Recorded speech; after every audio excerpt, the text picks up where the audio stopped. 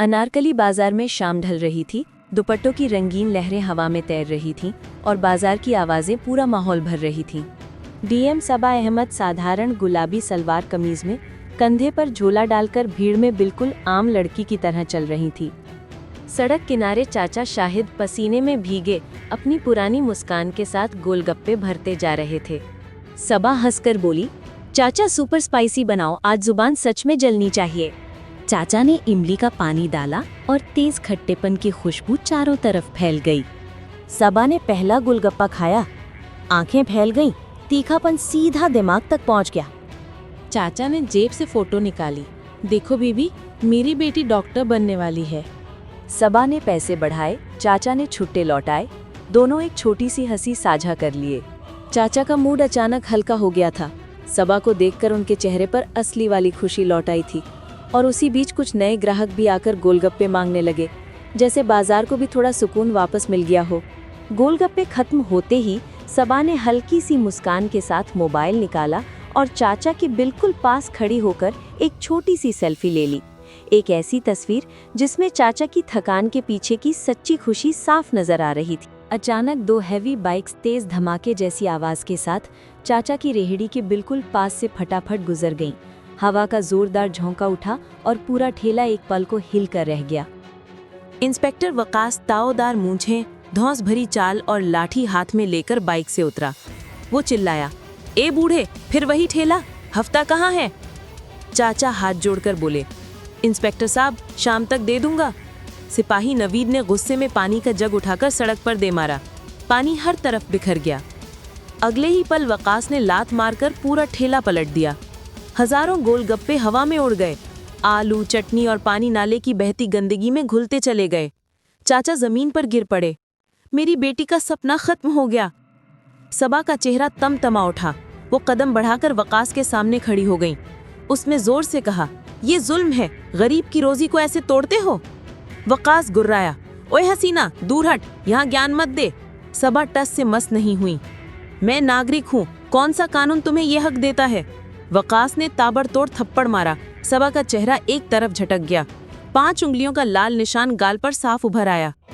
भीड़ खामोश खड़ी रह गई। सिर्फ सबा के कानों में घंटी बजती रही। वकास हंसा। सिपाही तालियां बजाते दिखे, जैसे तमाशा बन गया हो। नवीद ने सबा का बाजू पकड़कर खींचा। उसका दुपट्टा सड़क पर घिसटता चला गया।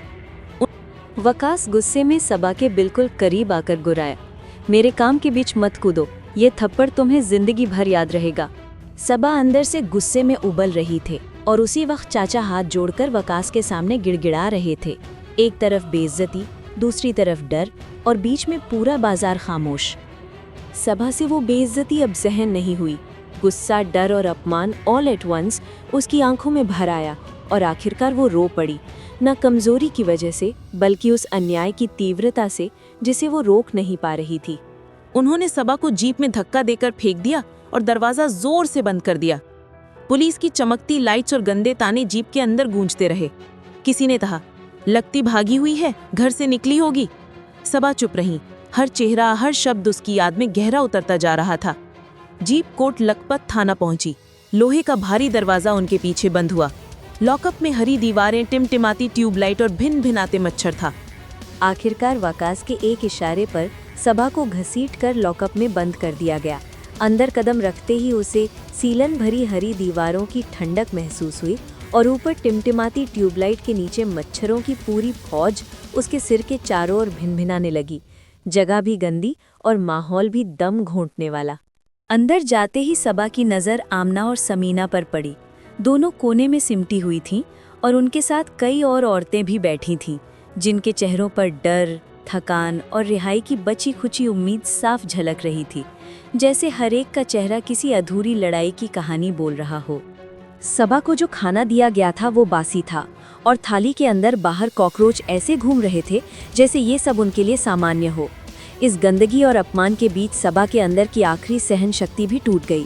उसने मन ही मन साफ फैसला कर लिया, अब वकास को नहीं छोड़ेगी। वो आदमी सिर्फ बदतमीज नहीं बल्कि सीधा अत्याचारी है और इसका हिसाब उसे देना ही होगा।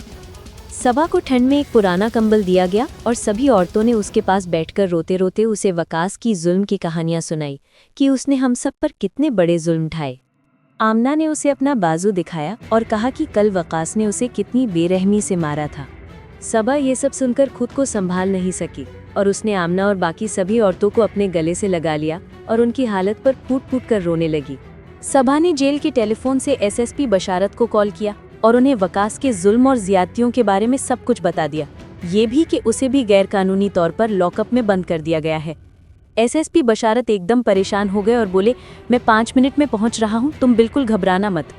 ये पूरी बातचीत वकास ने सुन ली और उसी पल उसके पैरों तले जमीन खिसक गई। चेहरे का रंग उड़ गया, कपड़े पसीने से भीग गए और उसकी घबराहट साफ झलक रही थी।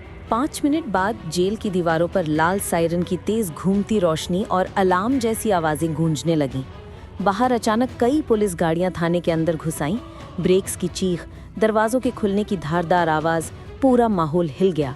पुलिस कमांडोज ने फुल प्रोटोकॉल बनाते हुए थाने को चारों तरफ से घेर लिया और उनके बीच से एसएसपी बशारत भारी कदमों के साथ अंदर एंट्री करते हुए सीधे लॉकअप की तरफ बढ़े। पूरा मीडिया थाने के अंदर मौजूद था। कैमरों की तेज फ्लैश, रिकॉर्डिंग लाइटें, माइक्रोफोन आगे बढ़े हुए। उन रोशनी के बीच एसएसपी बशारत पत्रकारों के सवालों के सीधे और सख्त जवाब दे रहे थे। तभी वकास को पुलिस ने घसीटकर सामने लाया। एसएसपी ने सबके सामने उसकी सारी करतूतें, जुल्म और गलत काम एक एक करके पढ़कर सुनाए और उसी वक्त उसे नौकरी से बर्खास्त कर दिया। मीडिया के कैमरे चालू ही थे जब आदेश जारी हुआ, वकास को हथकड़ी लगाई जाए और तुरंत जेल भेज दिया जाए। कमांडोज ने बिना एक सेकंड खोए उसके हाथों में हथकड़ी कसी और उसे भीड़ और कैमरों के बीच से ले जाते हुए बाहर निकाल दिया। सबा जेल से छूटते ही सीधे चचा की रेड़ी पर पहुंची। धूल भरी सड़क पर खड़े चचा ने उसे आते ही पहचान लिया और बिना कुछ पूछे उसके सिर पर हाथ फेरकर उसे प्यार दिया। ऐसा प्यार जिसमें राहत भी थी और गर्व भी कि उसकी बेटी जैसे इस मुश्किल को चीरकर बाहर आई हो।